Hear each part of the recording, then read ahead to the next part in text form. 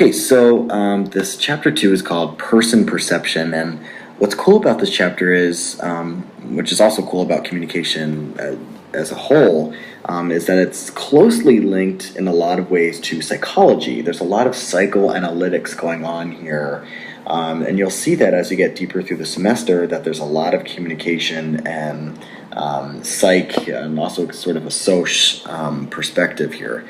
So in talking about perception, let's just go with the first term here. It's called, one of the terms is actually called the Palin phenomenon, and you can look this up in your book. I promise I'm not just making this up on the spot. It's actually called the Palin phenomenon. And if you don't know who Sarah Palin is, well, she is the former governor of Alaska, and she ran for president in 2008 as a vice president candidate with her running mate John McCain. Excuse me.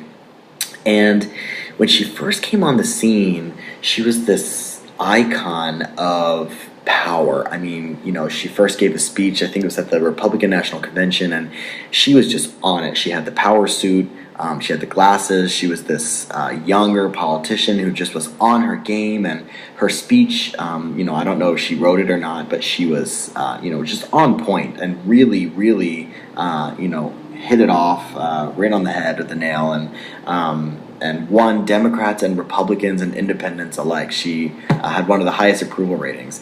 And then if you fast forward a couple months, she did an interview with Katie Couric, and during the interview, I don't know if she got nervous or, what the deal was, but she sort of fumbled a lot, and it wound up being a disastrous interview.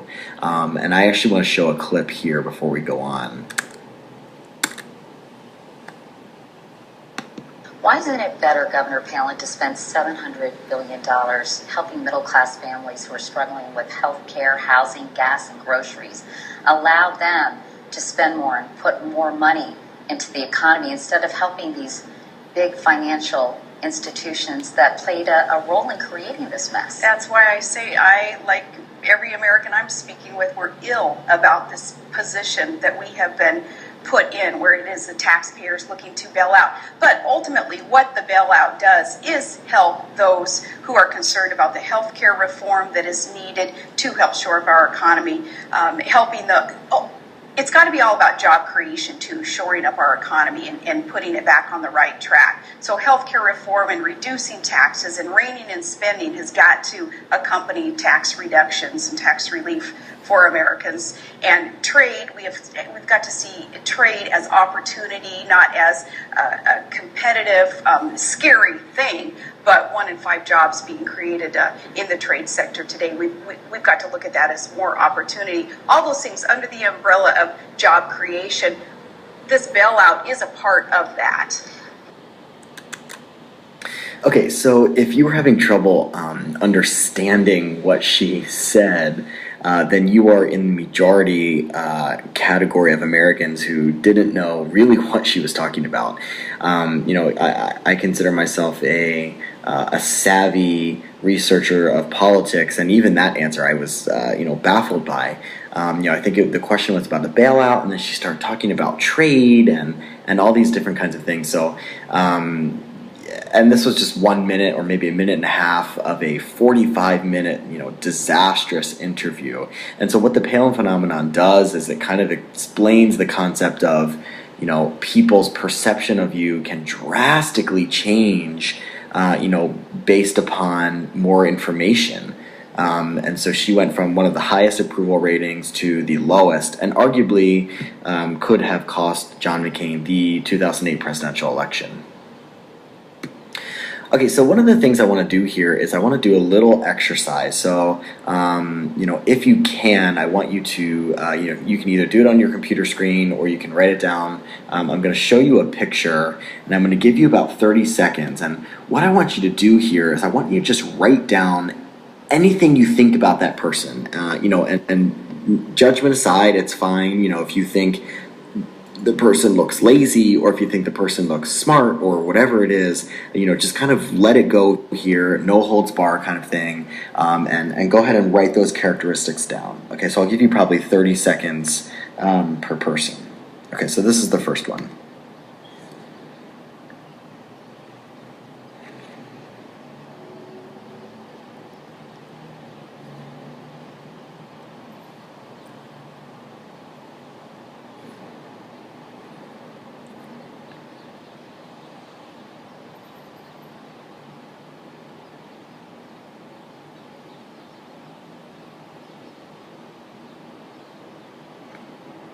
Okay, so I'm actually going to go and, like I said, these PowerPoints run synonymous with the lectures they do in class, and so I'm going to include some of the characteristics that the students actually listed in class. So one person said killer, pedophile, creepy, grouchy, and smart. They were some of the characteristics that they listed about this person.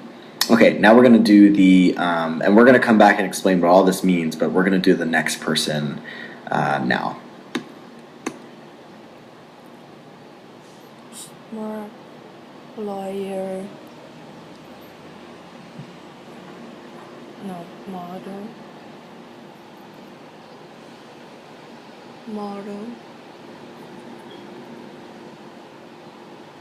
smart,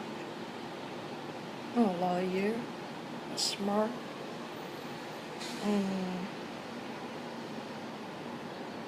rich.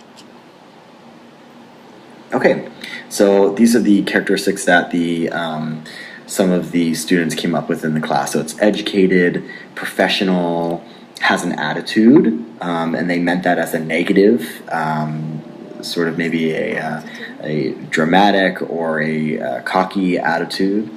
Egotistical, which also is meant in a negative sense.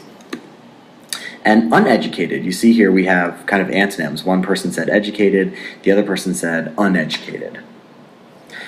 Okay, and we're going to go through this last picture here.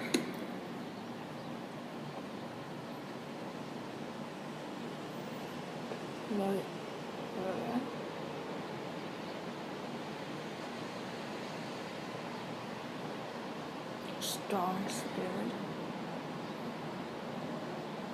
social, justful,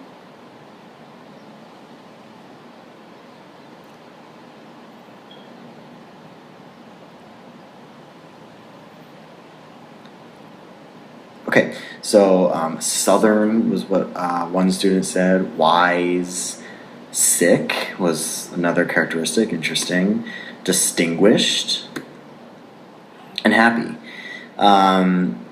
Okay, so now we're going to explain what all this means, and but before we do that, we have to define some terms here, and then we're going to go back and explain what you did. So keep your characteristics on hand. Okay, so we make these perceptions, these judgments about people, and it happens in 1/10 of 1 second. So you can't even count the length of time that it happens. It's so short, it happens almost instantaneously. And what this whole idea is it's called the private theory of personality, and this is how we select and organize information about other people on the basis of what behaviors we think go together. So what I mean by this is I want you to think of, in your head, having a Rolodex. And every time you meet a new person or see someone on TV or see a person in a magazine or read about someone in a book, anytime you come in contact with or have a judgment about someone, you create a new card in this Rolodex, and that person's picture goes into your head on that Rolodex card, and any behaviors that person exhibits, you put on that Rolodex card. Okay, so we're going to go back here and look at the first one. Okay, so this is the picture, and these are the characteristics here. And so what you do is when you see someone like this, so that's this person you don't know,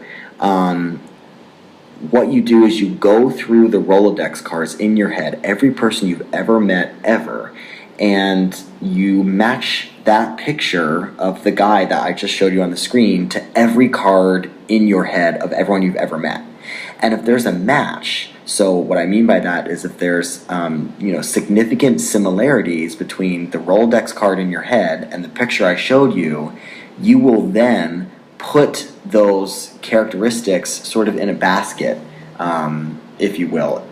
And then you continue on down the line and go to the next Rolodex card. And if there are any matches, then you put those similar characteristics in that basket. And at the end of the day, or at the end of your kind of perception exercise here, you come up with a list of characteristics based upon your past experiences with other people. And these are some of the words that, students came up with. Oddly enough, this picture is... as a colleague of mine who's actually an educator, he's a doctor, has several doctorate degrees, and opened up a school, which is interesting because of the pedophile here. So a lot of these are wrong. Killer, no. Pedophile, no. Creepy, I guess it depends on your perception. Grouchy, not to my knowledge. But it is smart. And so, what's interesting here is whoever said grouchy here met someone or knew someone at one point in their life who looked like this person and was grouchy. So when they showed, when I showed the picture in class, they actually, went through their Rolodex, and this is all in 1/10 of 1 second. Remember here, it's all done subconsciously. So they went through their Rolodex, found the match of that person who's grouchy, and put it in the basket, and then said, oh, I think that person's grouchy.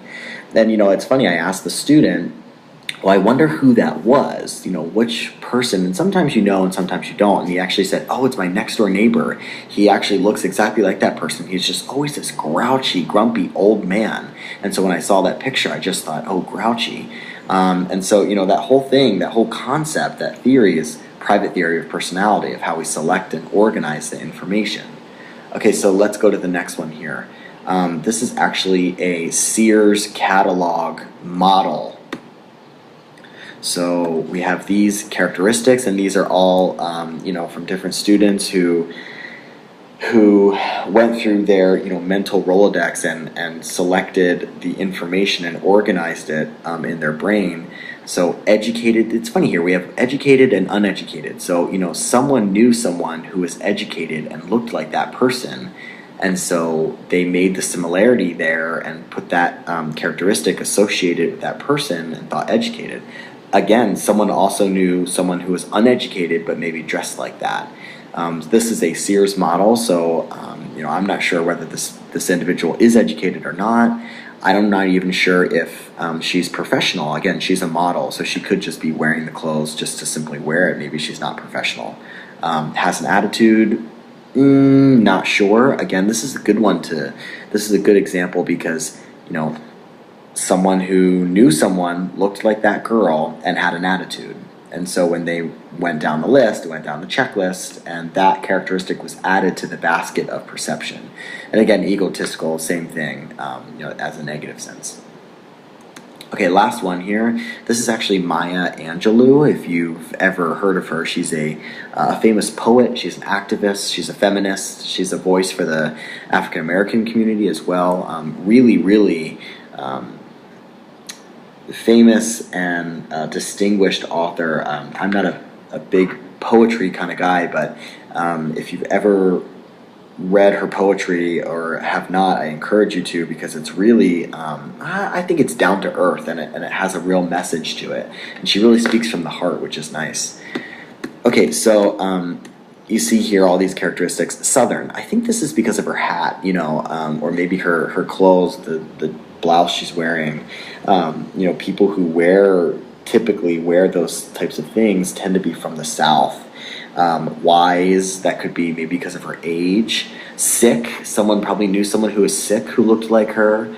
Distinguished, happy. So as you do this, look at your own characteristics and kind of see if you can figure out who gave you those characteristics to those people. So if you thought, this Maya Angelou was sick, perhaps, or was wise or Southern. Strict was another characteristic I didn't write down here, but someone else said. See if you can figure out who gave you those clues, throughout your life. And it could be someone you know, or maybe someone you saw on TV. Okay, so again, we're going back here, and this is how we can read the definition again. How we select and organize information. Again, the